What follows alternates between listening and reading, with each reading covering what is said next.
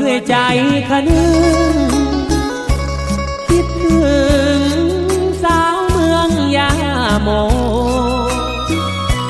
ทางไกลตั้งหลายกิโลไปเมืองยาโม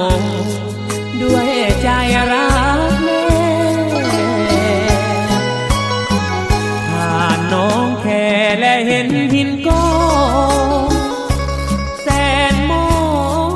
งเหลือเกินดวงแดงเคยปวดร้าวเพราะสาวน้องแค่เจ้าพันแปรที่แพ้หนุ่มหินโกย้อนทิ้ง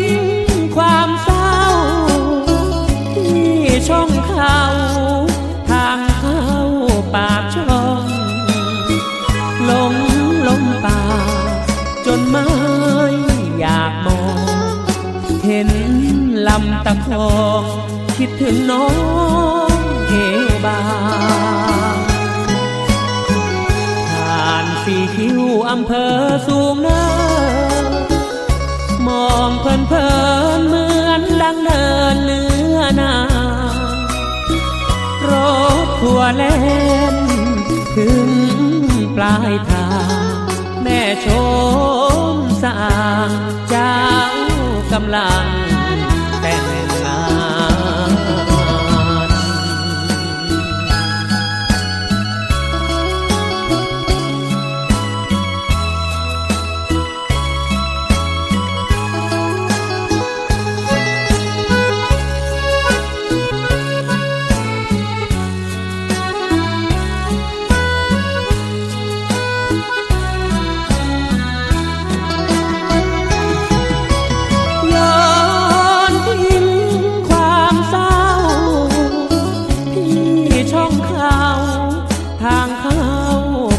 ช่อง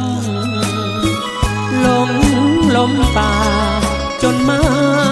อยากมองเห็นลำตะคองคิดถึงน้องเอบางผ่านสี่คิ้วอำเภอสูงเนินมองเพลินเหมือนดังเดินเนื้อนา